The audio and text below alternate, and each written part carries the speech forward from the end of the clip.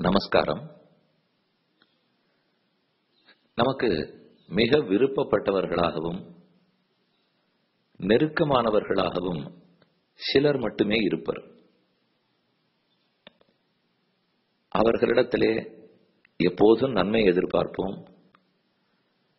அவளும் நம்மள நல்லா நடத்தணும், நாம அவர்களிடத்துல நல்லா நடந்துக்கணும் என்றுதான் எதிர்பார்ப்பு இருக்கும். ஆனால் ஒரு சில சமயங்களில் மட்டும் இந்த எதிர்பார்ப்பு உடைந்து போவதற்கு வாய்ப்புண்டு. நமக்கு தள்ளி இருக்கிறவர்கள் நம்ம சட்டென்று தப்பா பேசிட்டாலோ, நம்மள தப்பா எடை போட்டுட்டாலோ அது கூட நம்மள பெருசா பாதிக்காது. ஆனா ரொம்ப நெருக்கமானவர்களோ, அவர்கள் நம்மள தப்பா நினைச்சாலோ பேசினாலோ அப்ப பாதிக்கிறது. இது கணவன் மனைவிக்குள்ளேயும் நடக்கும்.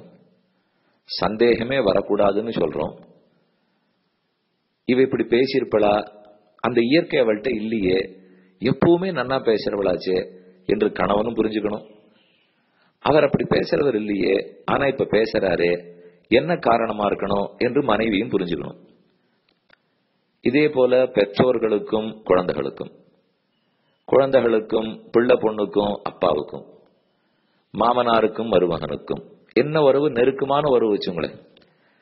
அங்க எல்லாமே இந்த ஒரு நிமிஷம் நிதானித்து யோசிக்க வேண்டியது முக்கியம். நம்ம பழச மறக்கணுங்கிறது உண்மை. ஆனா ஒருத்தருடைய கேரக்டர் இத்தனை வருஷமா அவளை பத்தி தெரிஞ்சு வச்சுருக்கோம், நமக்கு ரொம்ப நன்மைகளே பண்ணிருக்காள்னால், அப்படிப்பட்டவர்கள் இப்ப ஒரு வார்த்தை சொல்லும் போது அது மட்டும் பெரிய மலையாட்டம் நம்ம கண்ணு முன்னாடி நிற்க கூடாது. அவர்கள் யார், எப்படிப்பட்டவர்கள் அப்படின்னு தெரிஞ்சுக்கணும் இல்லையா? கணவனுக்கும் மனைவிக்கும் சட்டுன்னு சண்டை வரலாம். வரும்போது உடனே ஒரு இம்பல்சிவா நாமும் வையணும், நாமும் திட்டணும், எதிர்த்து பேசணுங்கிறது பலம் கொடுக்க போவதில்லை. அதனால எந்த சொல்யூஷனுக்கு அது வரவே வராது. அந்த சமயத்து கொஞ்சம் நிதானப்பட்டால் சிறந்த நன்மை ஏற்படும். ஒரு கதை பாருங்களேன். தர்மபுத்திரன் மூத்தவன், அர்ஜுனன் இளையவன். அர்ஜுனன் ஒரு பிரதிஜை பண்ணிருக்கான், என் காண்டீபத்தை யாரு தப்பா சொன்னாலும் அவர்களை கொன்னுடுவேன், என்ன சொன்னா கூட பொறுத்துப்பேன். தர்மபுத்திரன் சண்டை ஆரம்பித்த பிற்பாடு 3-4 நாள் ஆச்சு. அர்ஜுனன் சொன்னபடிக்கு சண்டையை முடிக்கல, மெதுவா போடுறான். இது கண்டு மூத்தவனான தர்மபுத்திரனுக்கு கோபம். என்ன பெருசா உன் காண்டீபத்தை பத்தி பேசிக்கிற, அதுக்கு ஒண்ணு சக்தியே இல்லை போல் இருக்கேன்னு விட்டான். இது கண்டு அர்ஜுனனுக்கு கோபம். ஆஹா, உன்னை விட்டேனா பார், உன்னை கொன்னுடுறேன்னு நெருப்பு சட்டி எடுத்துன்னு வந்தான். கண்ணன் பார்த்து கேட்டார், இன்னும் 2 பேருக்கும் புத்தி கெட்டு போச்சா? நீ பிரதிஜை பண்ணிருக்கேங்கிறது வாஸ்தவம். இந்த அண்ணனுக்காக எத்தனை பாடு நீ பட்டிருப்ப, இந்த தம்பிக்காக அந்த அண்ணன் எவ்வளவு உயிரையே வச்சிருப்பார், அது எல்லாமேவா மறந்து போடுவீள் அப்படின்னுட்டு அவர் ஒரு வயாமீடியா சொல்யூஷன், ஒரு வழி சொன்னார். உன் பிரதிஜையும் நிறைவேறணும், நீ க்ஷத்ரியன், ஆனா தர்மபுத்திரனும் உயிரோடு இருக்கணும், அவனை நீ கொல்லக்கூடாது, என்ன பண்ணலாம்னு கேட்டுட்டு துவங்காராத்தியாயம்னு ஒண்ணு நிறைய ஸ்லோகம் பாரதத்தில். துவம் துவம் துவம்னா நீ நீ நீன்னு அர்த்தம். ஒரு இளையவர் முதியவரை பார்த்து, பெரியவனை பார்த்து தாங்கள், தேவரீர், நீங்கள்னு சொல்லணும். அப்படி சொல்லாம நீன்னு ஒருமையில பேசிட்டா அது அந்த பெரியவனை கொன்றதுக்கு சமமா.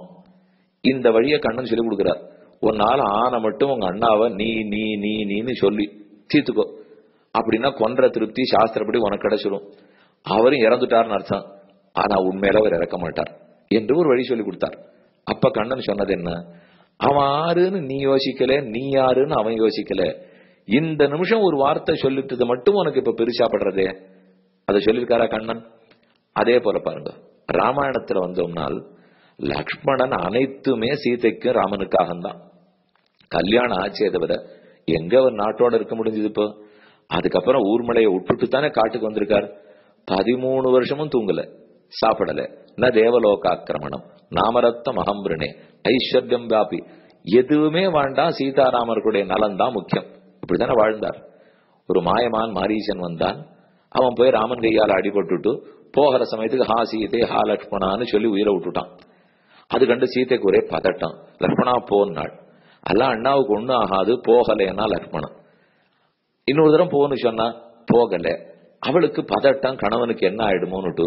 அதனால வேகத்துல ஒரு வார்த்தை சொல்லிட்டா, நீ என்கிட்ட தப்பான அபிப்பிராயத்தோட நின்றுட்டு இருக்க, அண்ணா இல்லேன்னு உடனே என்ன அடையலாம்னு ஆசைப்படுறியா நீ அப்படின்னா திகச்சே போயிட்டான். தூக்கி வாரி போட்டது லக்ஷ்மணனுக்கு. இப்படியா சீதை நம்ம கிட்ட சொல்லுவாள்? அடுத்த நிமிஷம் கோவிச்சுண்டு என்ன நீ இப்படி பேசிட்டேன்னு சொல்லணுமோ இல்லையோ? ஒன்னும் சொல்லலாமா? இந்த வார்த்தை அவப்பெயரை ஏற்படுத்த போறது. சீதே நீ சொல்றே, நான் போயிட்டு வரேன் அப்படின்னு சொல்லிட்டு கிளம்பிட்டார். அங்க போனா ராமன் பிடிச்சிருந்தார். உன்னை நிறுத்தி வச்சுட்டு வான்னு சொல்லிருக்கேன், நிறுத்தி வச்சிருக்கேன், நீங்க வந்துட்டியே, உனக்கு ஏதாவது செய்ய தெரியுமா தெரியாதா? அவர் கோச்சுக்கிறார். இப்ப நாம இருந்தா அந்த நிலைமையில என்ன நினைப்போம்? அங்கேயானா அவ வெய்யரா, இங்கேயானா இவர் வந்தா இவர் திட்டுறார், இவர்களுக்காக வாழ்நாளையே நம்ம சுகத்தை எல்லாம் தியாகம் பண்ணிருக்கோம், என்ன இது, நான் போயிட்டேன் நாட்டுக்கு அப்படின்னு கிளம்பிருப்போமோ இல்லையோ? ஒண்ணுமே பேசலையாமா.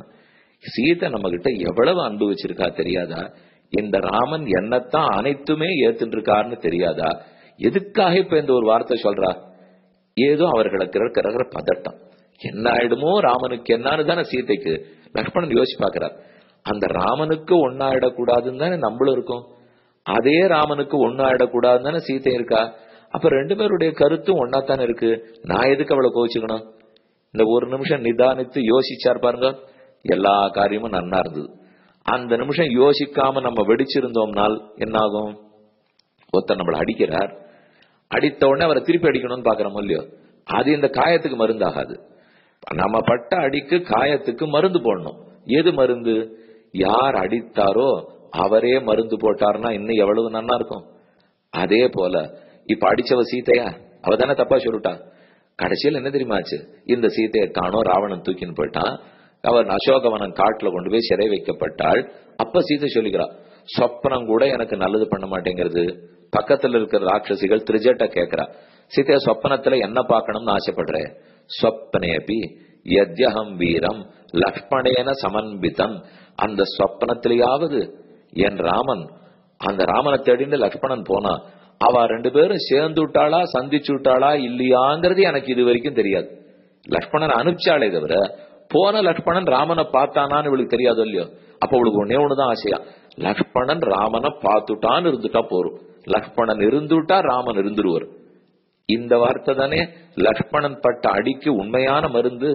இந்த மருந்து தான் நம்ம காயத்தை சரியாக்குமே தவிர திருப்பி அடிச்சிருந்தா என்ன இருக்கும்? இப்போ காயமே பெருசா இருக்கும்.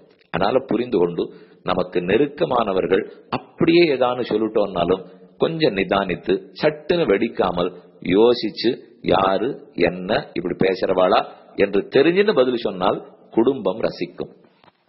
ஆடியோ பிராட்காஸ்டை உங்களுக்காக வழங்குபவர் ஸ்ரீ வேலுக்குடி கிருஷ்ணன் சுவாமி.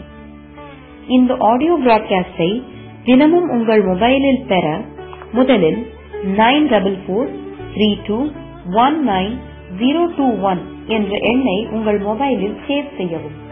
பிறகு இந்த எண்ணிற்கு ஒரு வாட்ஸ்அப் மெசேஜ் அனுப்பவும். தினந்தோறும் இந்த ஆடியோ பிராட்காஸ்டை கேட்டு மகிழவும்.